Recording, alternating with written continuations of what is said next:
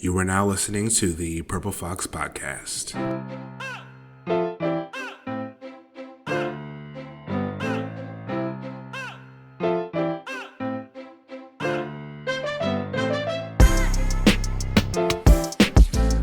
What's going on, everybody? This is Kevin Cieze with another episode of the Purple Fox Podcast.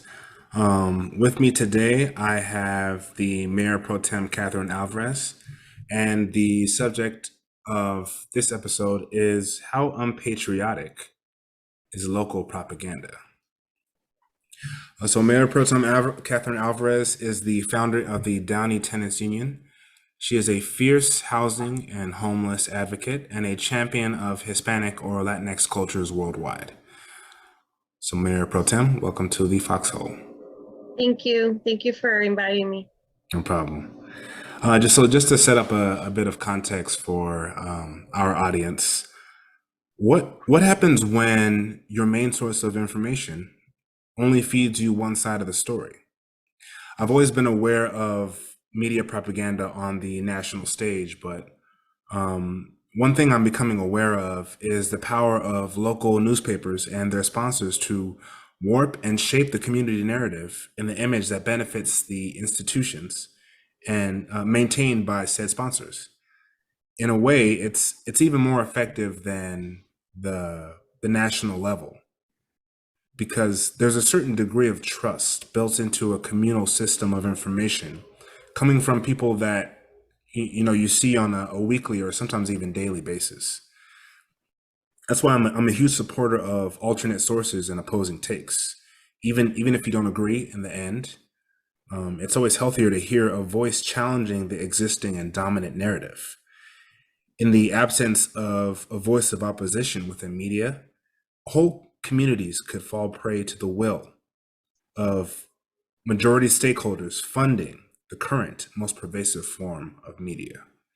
So my first question to you, just to get us kicked off, is how do you feel about propaganda in general? Like, is it a good thing, bad thing? Is it effective, useful?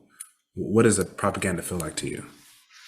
It is effective, but it's wrong when it comes to only giving information from one side.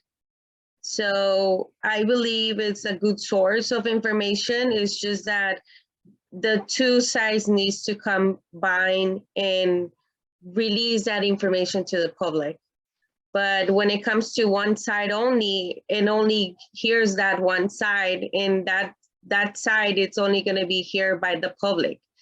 So it's happening. I mean, we have seen it for the rest of the year. We have seen it, and it's difficult to understand that one person is giving this propaganda when the other person is not doing anything. So what is the people going to believe in? That's the main question.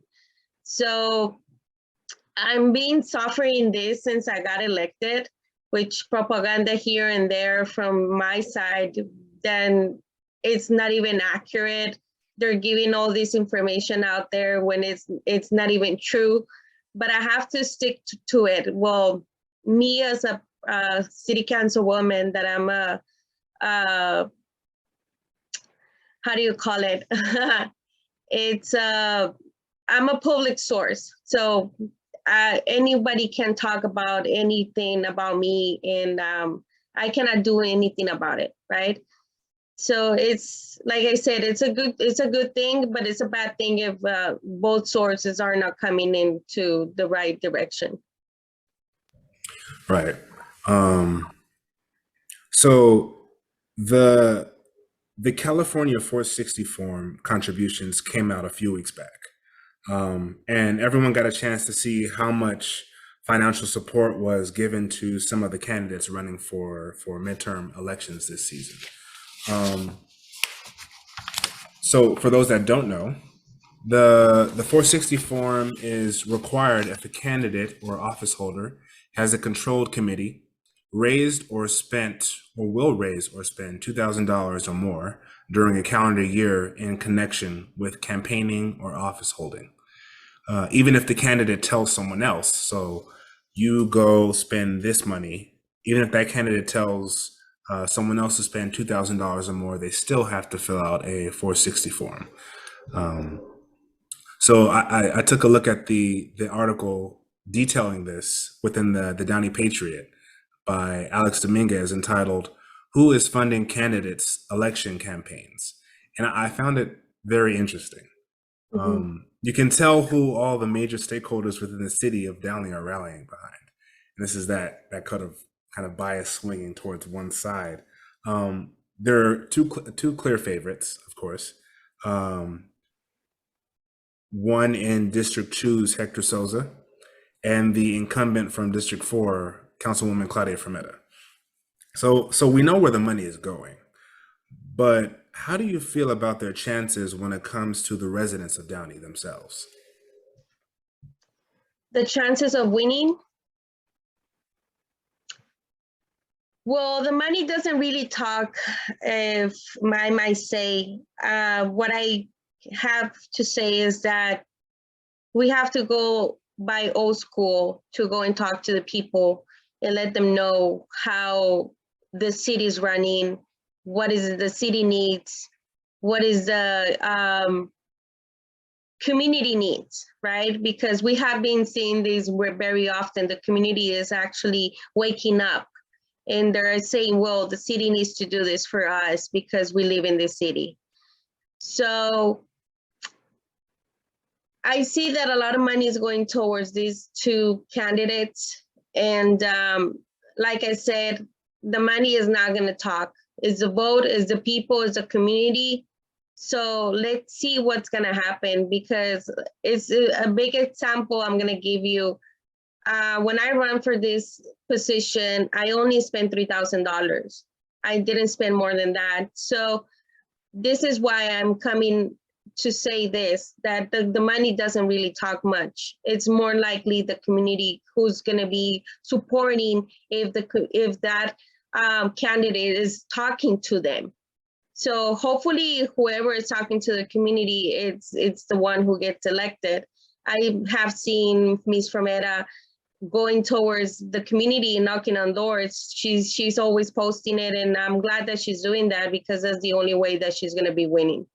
And for the other candidates that they're not doing much, they need to start doing that, because that's the only way they're going to make have a result of communication. This is where they're going to have to land. Well, I know right off the bat, there's one issue specifically that she's going to have a real big problem with. I mean, besides maybe I don't know what her district feels around rent control. I mean, she's been a huge proponent against that. But the one thing I've been seeing in council session that is going to be a real problem, I believe it's in her district, is the issue around tacos Don Goyo. Oh yes. And how they're because that it's been flaring up for several sessions now, and it seems as if they're holding her personally responsible, and they've been reaching out, and I'm not sure what her response has been, but it seems like it's a continuous point of contention. Yeah, the responses are not being quite a bit good, because we left everything on the shoulders of the city manager. So the positive response for the public and towards the city councilwoman Fermetta is not being good, because they have been said that she's not listening, that she's tired, that she shouldn't be running again. So I remember that comment. That was a very sharp one. yes, and I was like, okay, if you're not doing anything, I mean, if you're not being vocal, if you're not going into the community to talk about it, to make a difference, because you make a difference when you go and talk to people. So if she's not doing that, unfortunately, that's going to be a tough one.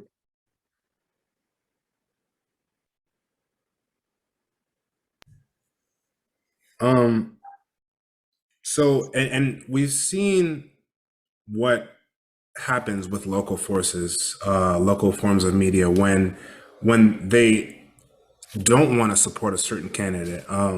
We haven't seen much of a spotlight on several stellar candidates. I know there's Art Or Montoya. Montoya, and then it seems to be like a complete media blackout on the other side, towards District 4, where there's Joaquin Beltran running, and a Downey native, Juan Juan Martinez. Martinez. Mhm. So yeah, there's a complete media blackout on those two, and on the other side, with the most interesting race, I think, is going to be the Hector Souza race, the race with Hector Souza, Art Montoya, and Anthony Felix. And I feel like if they don't fairly cover that district, I think it's going to be a huge disservice to those residents. But we've seen what happens. Your recall being one, when that media source wants to really pile on and really paint a negative picture around a certain person. So what's been your experience with let's take just the local paper, the Patriot, with that? Well, the experience with the Downey Patriot is that it's being negative since I got elected. Um, there's no there's not being a white and black. It's always one side all the time, and it's sad because they don't come to me to tell me, you know what, yeah, you did wrong, blah blah blah, let's give you another chance, like they have done it with other candidates. It's okay, it's fine, whatever you do is fine, but let me put it out there that is positive, right? But it's not positive. So I just believe it's not accurate, that information that Downey Patriot has been giving away. So this is the where I come to the source of information. It's not okay. It's not accurate. It's not positive.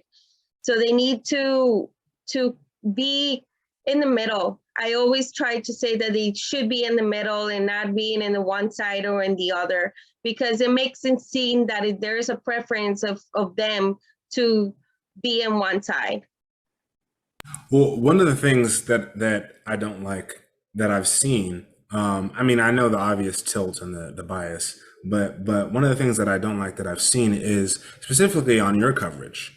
It seems as if they'll employ this tactic that I really hate on national and state media, where they try to find the worst pictures of people, or a picture like trying to paint you as like some kind of thug, or and anyone who knows you knows that not to be true, but Mm-hmm. the image for someone who doesn't know you instantly is like, oh, this is the person within associated with these words that have this bias slant. And now this is, whenever I think of these words and I see this picture and then I see this person, that's the feeling that I get. It's incredibly deceptive, and they've got to know the power of that, just what that does. How do you feel about that? You know what? Every time I open the Downey Patriot and see those pictures, I always ask myself, like, oh my God, why didn't I dress different, or I did something, put some makeup on me? But not always is going to be the same times, same thing. So, and they're always trying to cover the most radical, ugly picture that they can find about me. And there was one picture that they put out there, and I looked like really pale. I really looked like really, really nasty. But you know what? Like I they was they, like, they just sift through and they're like, oh, that yes, yes. one. And you know what? It's funny because that day I was so sick. I was in so much pain. The people who knows me and they have interact with me knows that I have an illness, and sometimes my face is gonna show what is happening in my body. So, and that's the other thing, that they don't cover that I'm sick. They don't cover that I might be discomforted in that moment. They don't cover that because they don't care. Well, a lot of the time they mention the fact that you were, coming after the former District 3 council member, Reed Rodriguez. Rodriguez, yeah, when he was sick and in his time of ailment, and yeah, which is a fair critique. It's a fair critique, but Yes. I mean, all if that is the case, all sides should be covered, and they should now realize that you have one as well. So Yeah. Agree. um, So on that note, you've previously stated that the recall effort started with the realty and the landlord class within the city coming after you because of your politics and association with orgs like the Downey Tenants Union. But they also cite other claims like you not being accessible to the residents of District 3. How available would you say you've made yourself to the kinds of residents who are throwing these charges your way?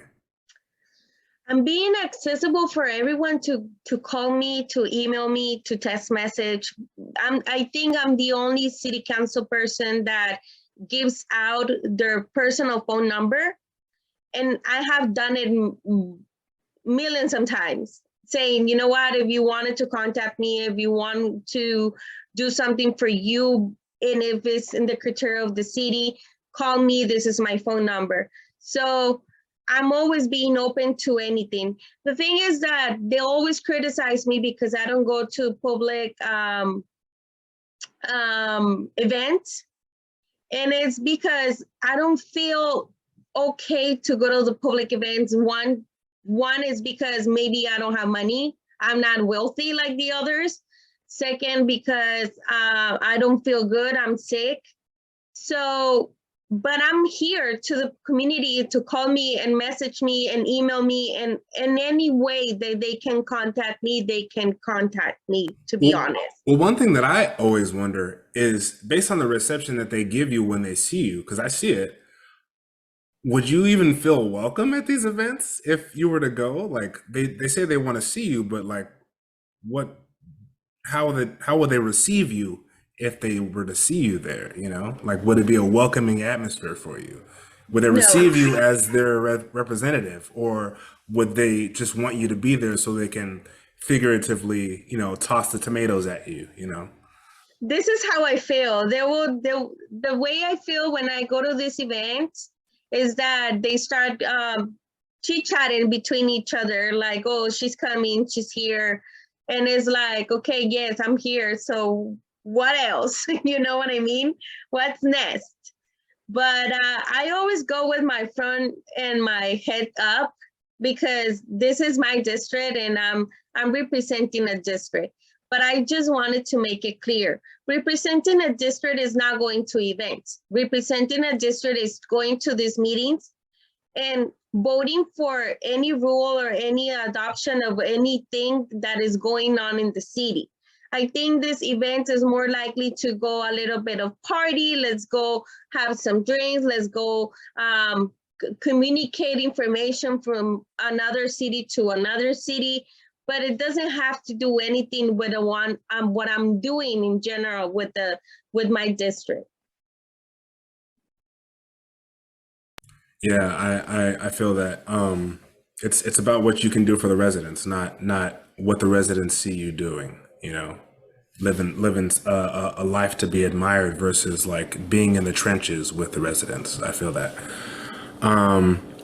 So as you know, the Downey Candidates Forum just passed a few weeks ago, and they asked some of the candidates a series of questions that I kind of wanted to get your take on, since I mean they're going to force you to run again apparently. So it's only fair that you get some of these questions, and the residents get to see how your take is on a few of these. So the first question I'm going to ask you is, what are you looking for in the next city manager? Like, what qualities are you looking for? I want a city manager that is going to be communicative with all the 5 city council members, that is not going to choose a side, that is going to be accurate with the decisions that he's going to make for the city, not be looking for the best interest for the city and for that community, not for only the city, because the city is a city hall. It's a whole, right? But we need to talk about the real city, the community itself. That's what I'm looking for from him. And I try to work this out with the past city manager, but it couldn't happen. I could actually see that there's bias there. He was more in the other side than in this side. So this is what I want to look for the new city manager, that he needs to be neutral, be there for the job and the work that he is gonna be putting in there. But other than that, I'm more than open hands and eyes and ears to actually work with this person. So on that note, with the former, you're of course mentioning former city manager Gilbert Levis as well, right? Correct. I have a question about that. Was for you, was did it feel like as if his heart was in the right place? Like would he, I mean, knowing that he was again going to favor other members in the council who he felt maybe had more experience than you, and they were to maybe know more about what they were going to do. Did you feel him kind of embrace you in that way, in any welcoming sort of like, let me show you the ropes, let me, was that No, not there? at all. Not at all. I had to play the game by myself, learn by myself. It was nothing to compare to the other council members that they were there for years already. You could see actually the difference of interaction between me and the others, and it was not okay because we're five. So I think they need to be treated the same way, the five of them. Thank you for that. My next question, I mean, everyone already knows your stance on rent control. It's like your flagship issue. You were voted in on that. That's what the residents wanted you there for. And we also know that we have the state mandated 5% rent cap. For Last those cap. listening, it's a cap. Yes. But how do you feel a more customized version of rent control would impact the city? Positives, negatives, that kind of thing. I think it will be a positive thing if we had rent control in the city, because there's a lot of community that is leaving Downey because of the high cost of the city in itself. So the rents right now are going from 15 to 2,000 to 2,500 to 5,000 to rent a house. So, and it's not easy for a lot of people to go and buy a house because of shortage, ones, and the other one is because it's really expensive. But if we have rent control, we would have a lot of communities stay in the city that provides a lot of commercial. So the community will actually pay for the commercial, just go to the movies, go have dinner at the restaurant.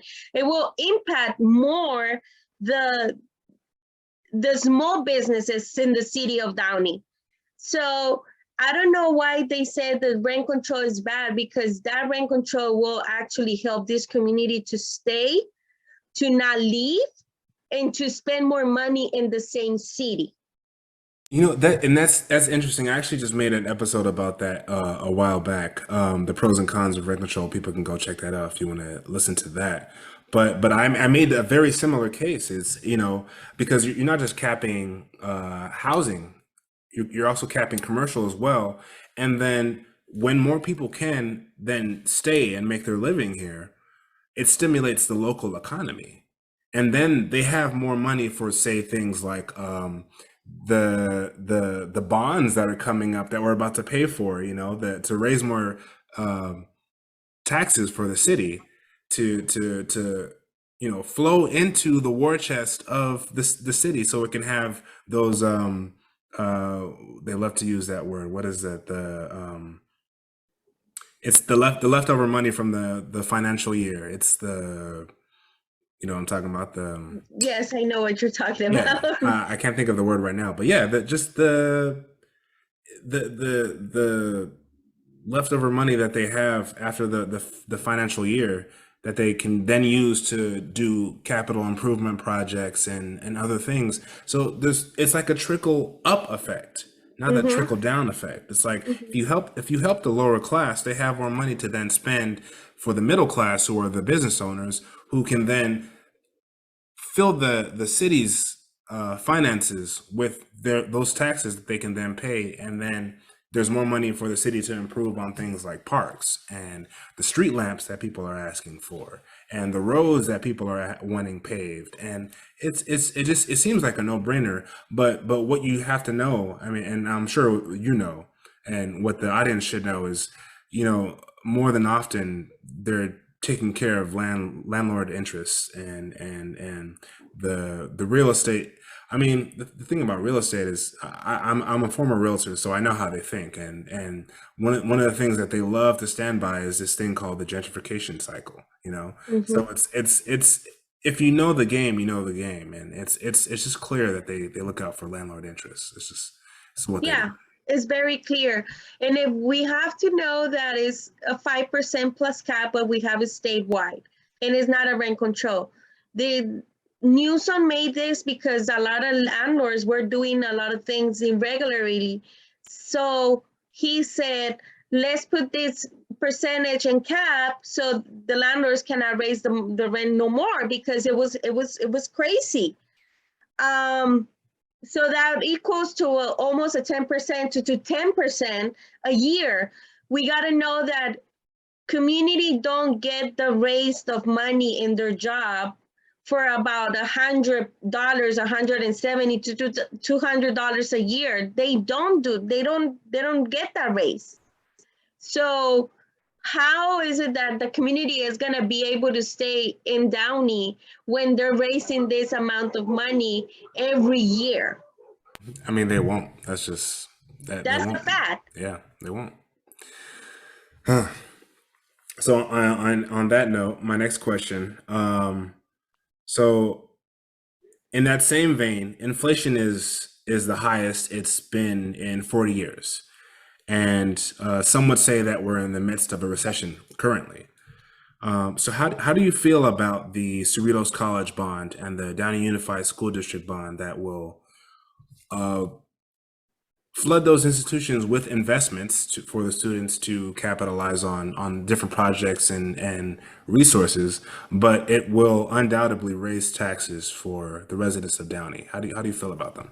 I don't think it's okay to raise taxes no more than what they're being raised right now. Mm. Because, like I said, if I'm working for a rent control, I'm working for a community that owns a house, that house needs to be paid mortgage. For that house, they need to pay insurance. For that house, they need to pay repairs. So we cannot be raising no more taxes on the community when it's already done. Like every year, taxes goes up and up and up. And what are we doing? Instead of helping the community to stay in Downey, they're gonna leave. They're gonna get out of the city of Downey. We have seen that. I've been seeing that in my district. District 3, there's a lot of house for to sell. And why do I say this? Because of the high cost of taxes. That's the unfortunate thing about these two bonds. I mean, I went to Cerritos College myself for political science, and I've seen what the Downey Unified is able to do with the funds that they have been able to receive. And I know it would be a boon for students, but right now it's a hard It's thing, not. to ask and demand when people are just trying to, like, they're hanging on by a thread, and these are or would ordinarily be like wonderful projects if the economic conditions were right, you know um yeah, I mean, we'll see how the voting turns out for that, because there are some people who may just put economic or educational Over. um over the financial. And it both of them would be a net positive, but I wonder how many people can financially sustain what that's going to do. Um, my next question, we're kind of floating around similar topics. It was interesting watching the Downey count the candidate forum, because and seeing how they're what one thing I like is that we have on this format, we have more time to actually dive into the actual subject and get different takes on it, because they were passing the mic around very fast, so you couldn't really get a solid answer from them. But in it's fair to say that California is the homeless capital of the US. I mean, Northern California, Southern California, you walk outside, you can see it. You don't know what to do about it. It's a very pervasive problem. But what's what is the most effective way to tackle homelessness, in your opinion? So for this topic, I always have said that we need to tackle the problem from the roots, which is it's mental health, and the second is drug addiction. The third, because it comes to the third, it's where the youth don't want it to stay with father and mother and anymore, and they could become homeless because they want to do their own, right?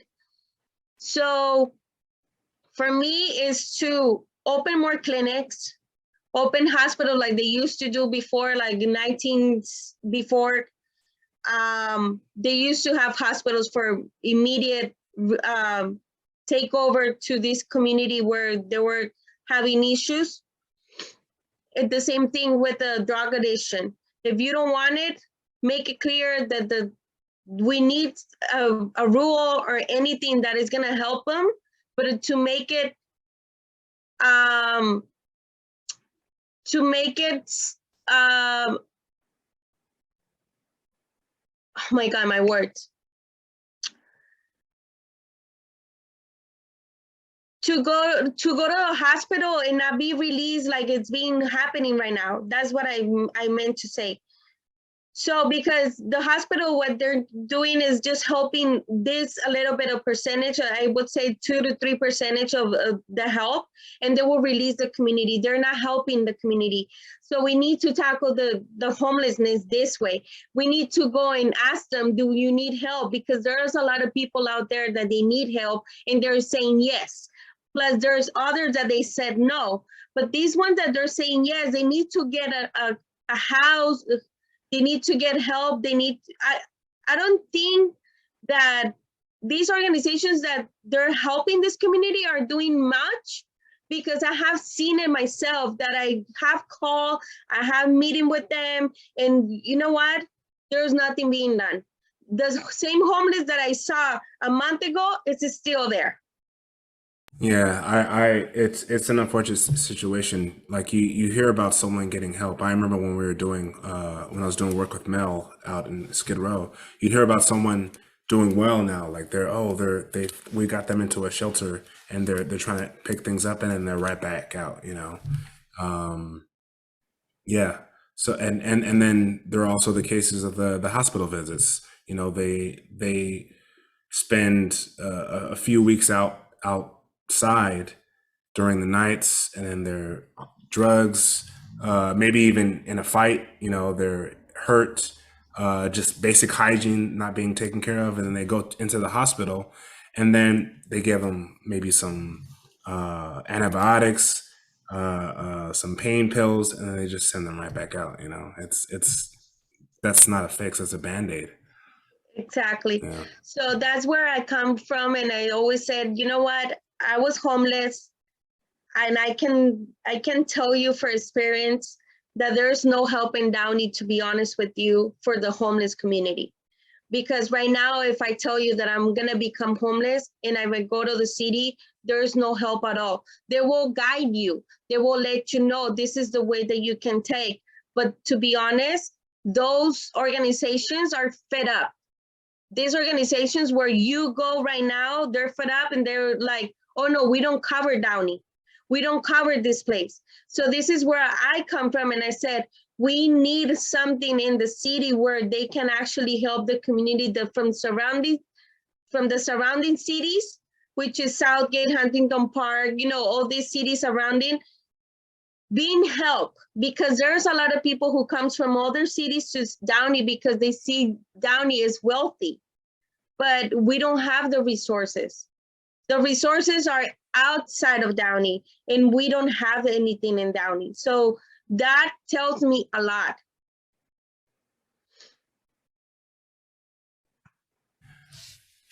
And then, um, lastly, how do you envision the role of law enforcement, and how do you feel about Downey having its own department? I always have said that I don't want a sheriff department in the city because we have seen the sheriff department is being corrupt.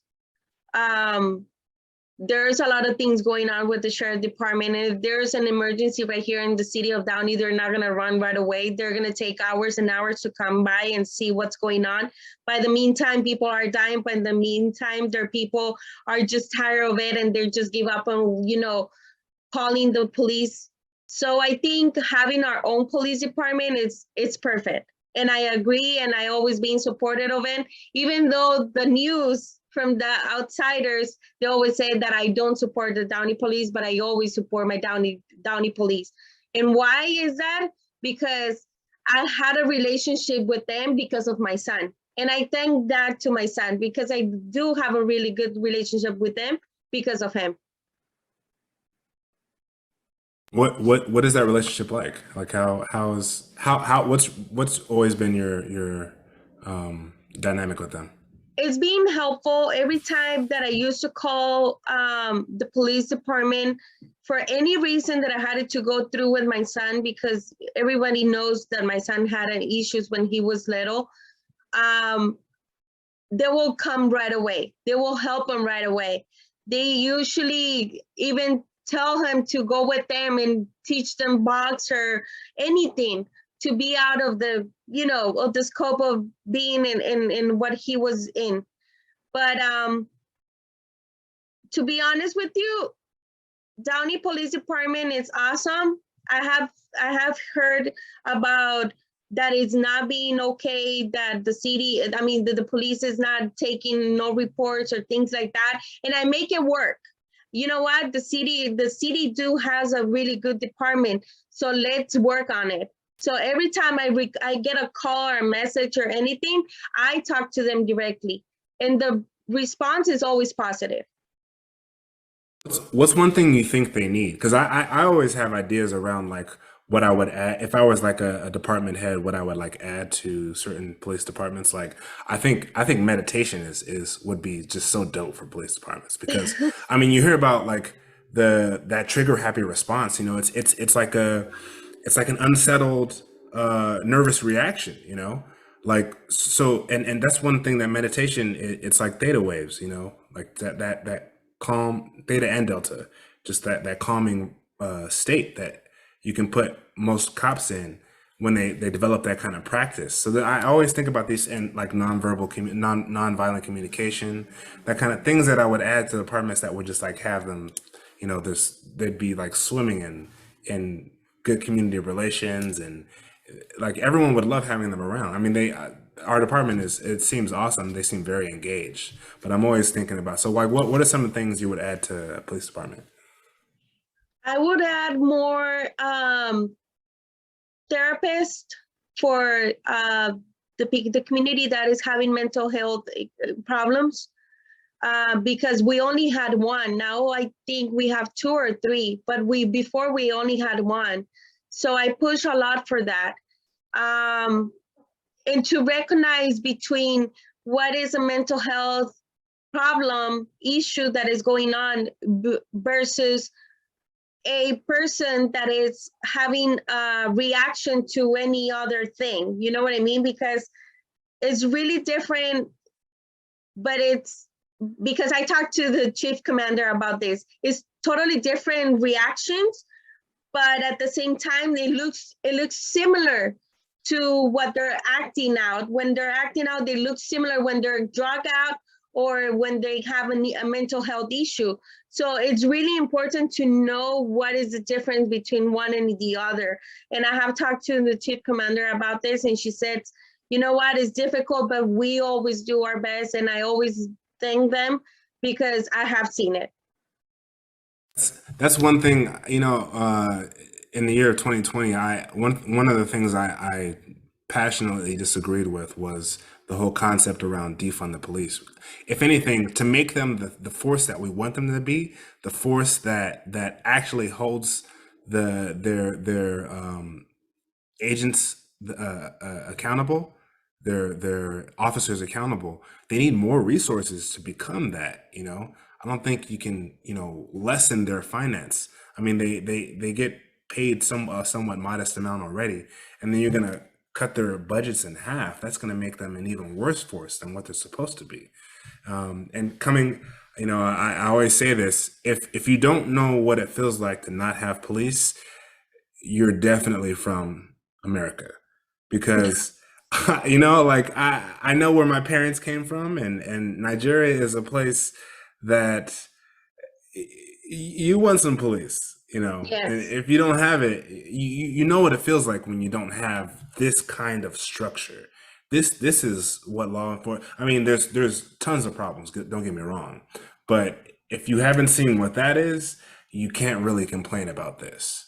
That's Yes. that's my thing. And So I always say this: if you don't want the sheriff to be in the city, just think about it. Without police, without the sheriff, what are you gonna do? What if you have an accident? Who's gonna be the first responder? It's a police officer. It's always going to be a police officer. So we need to thank them for that. And not only them, we need to thank the fire department too, because they're always there too behind them. So you know what? It's ridiculous when we hear that we need to defund the police when it comes to we want the sheriff between it instead of the police department. I don't think so. I don't think you want that, because I've been in Los Angeles and I have called the sheriff and it's 4 hours and they're not even doing their appearance in Los Angeles. yeah, and on the question of the fire, like that's not even a question. Fire is like, especially if you live in California, the fire department is like immortalized. They should be like our national symbol, because the wildfires that are happening right now are so that they're forever entrenched in our reverence. Yep. So shout out to the fire department. We love you guys. Um, so in in the brief time that I've lived in Downey, I've seen a city bound in culture and rituals of family and tradition. I love parts of that. It's definitely how I envision raising my children. After all, I was kind of raised in that feel, that sort of spirit. The thing is, I think residents can sometimes be limited in what they consider tradition and culture. Um, there are segments of the city that seem to, for lack of a better word, kind of glorify the past. It's like the vibe is like think post World War II 50s swag. Oh yes. That's you feel that? Yeah. But the problem is this is 2022. So what's your feeling on the vibe of the city? I have seen the city that we still want the city to be old school. That's how I see it. Like old school, okay, mom and pops and the family united, the culture that they used to do, they used to have it before. Now in 2022, we have a lot of roots from cultural, if I might say that, because there's Hispanic, there's Hindus, there's Mexicans, there's Colombians. Well, I'm here, South America. There's Europeans. There's a lot of community and families all together in Downey that they're from different places.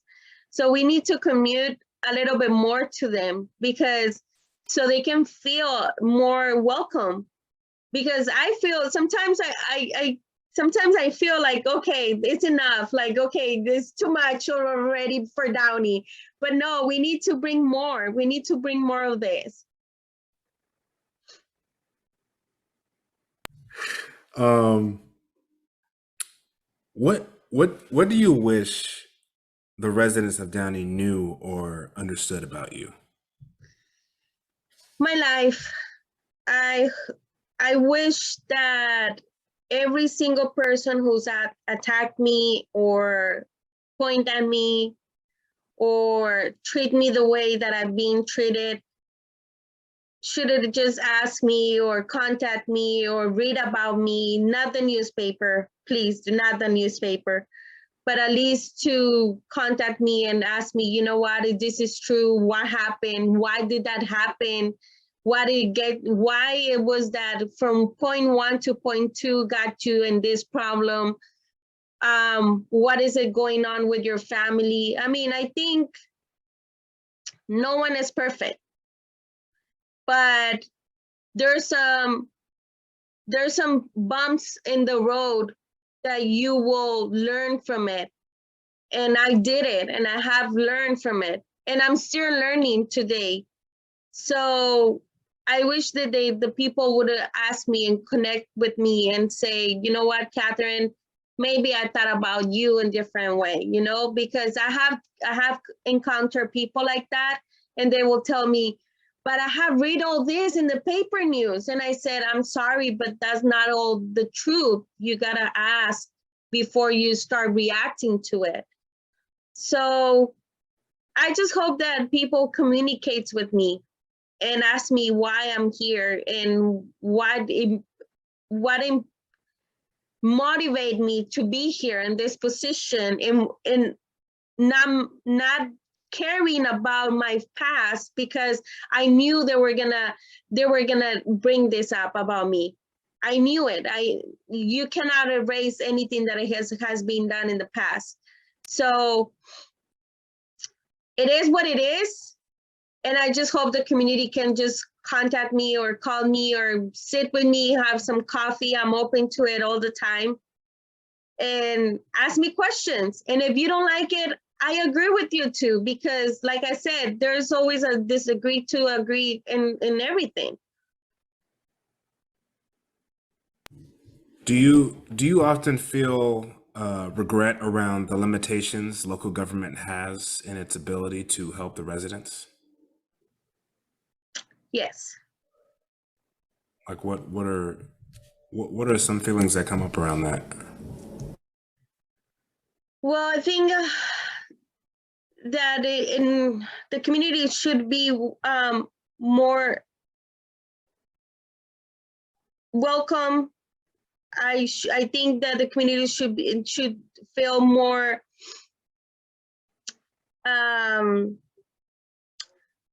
oh, my words always goes away and I start sweating.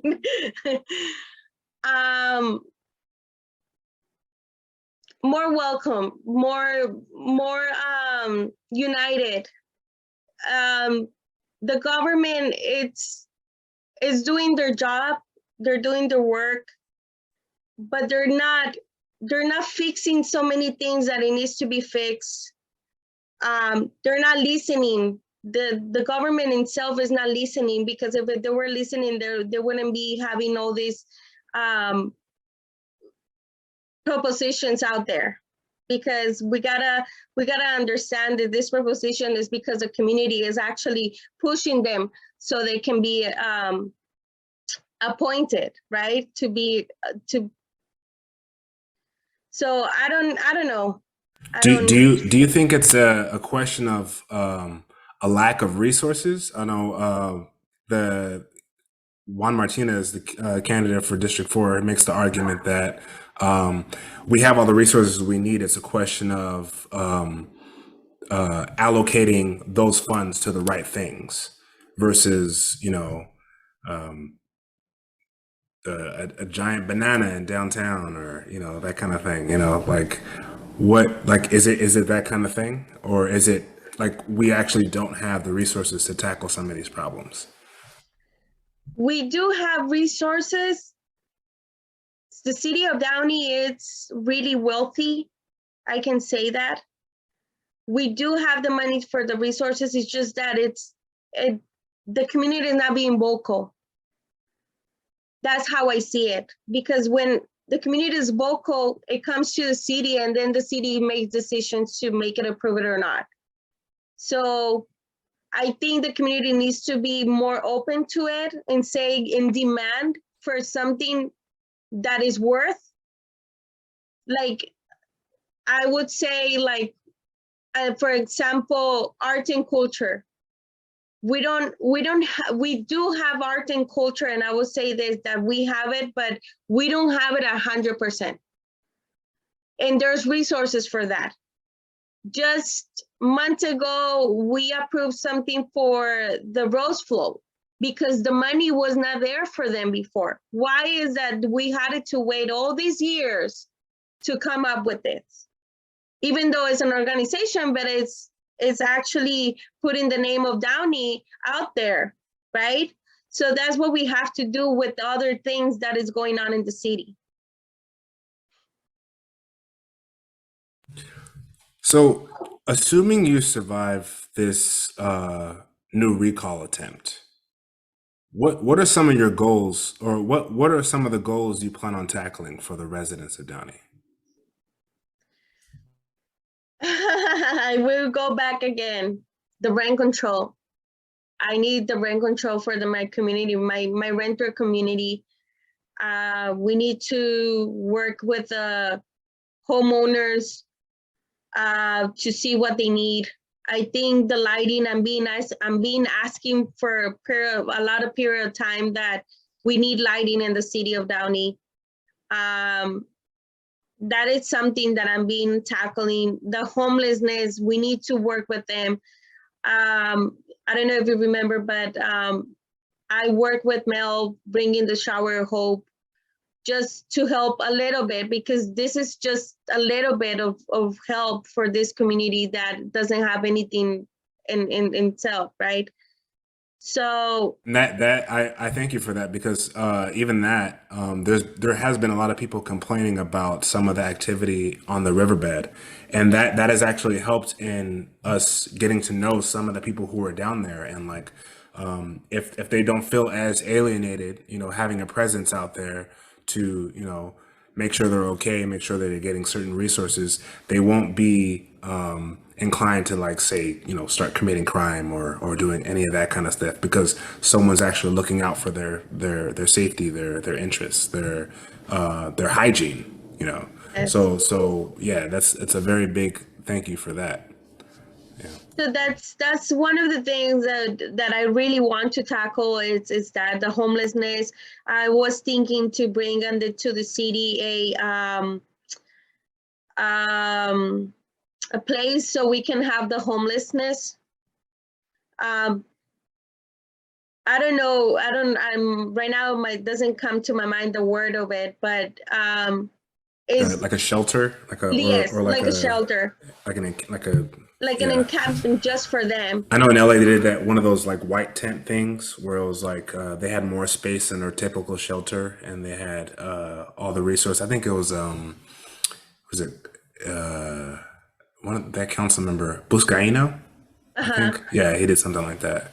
Yeah. So that's something I really want to do in the city. And even though I have been receiving a lot of negative feedback about it, because the residents don't want a shelter in the city, because they're already because we already have on Imperial, we already have this hospital that is helping the community with mental health and all this type of things, but that's not enough. That's not enough. We still see that a lot of community is complaining about having homelessness in the backyards of their houses. So we need to have a shelter just for the city of residents of Downey. And I think that will help a lot, but we'll see. One thing that surprised me about the city of Downey is how many events they put on for their residents. Most cities within the gateway, like the surrounding cities, they don't offer that level of community engagement. I came from Cerritos, and I almost never heard about any kind of, I mean, I think they did some stuff in the park at like regional, or now Canabe Park, for some kids, and they do like a carnival every once in a while. So that's been a very pleasant thing for me to witness, seeing that kind of city engagement, just the churn out of events, and shout out to the city staff for putting on such great events. Oh yes, I love shouting them out, because I don't think they get enough shout outs. So they shout out to don't. the city staff. Yes. Um, so what's something that surprises you the most about the city of Downey? What surprised me? Um, what surprised me is that when they want something to be done, they all get together. And I have seen it.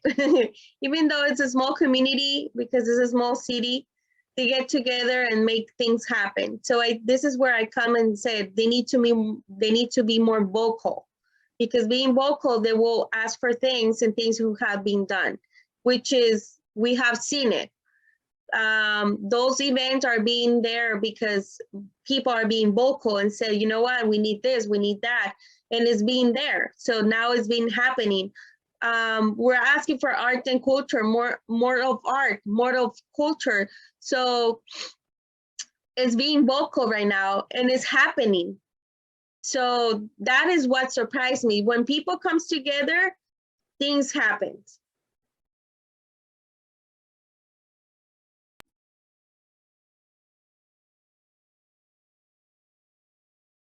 Can't hear. As a representative of District 3, what's something you feel that you could do better for your residents? What can I do better for my residents? I don't know. I think I have done as much as I can.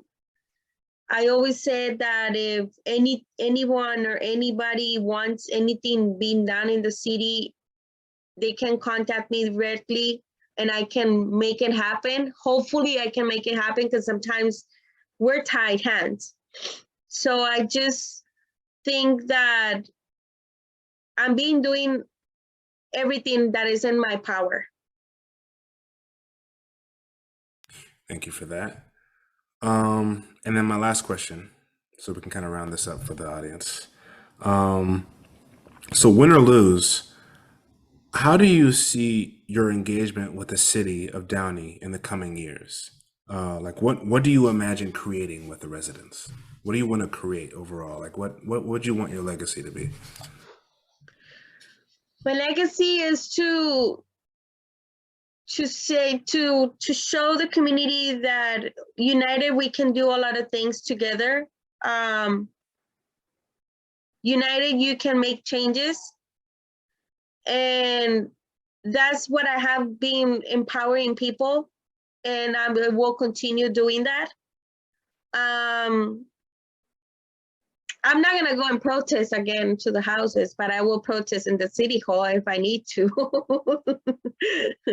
Why? Because first, this is your First Amendment, and second, the council needs to hear from the community what is need, and that's my persistence. So I'm always there with the community, trying to push them and say, you know what, you need to be vocal, you need to be open, you need to shout it out and say what you need, because if you don't do it, the things are just going to continue the way it's been happening, you know?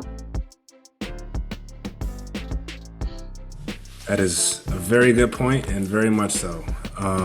So once again, I want to thank you, Madam Pro Tem, for coming on here, blessing the foxhole with your presence. I wish people knew more the person that you are. Like I see these attacks sometimes, and I'm like, I don't think they know who she is. You know, like it just doesn't make sense to me sometimes.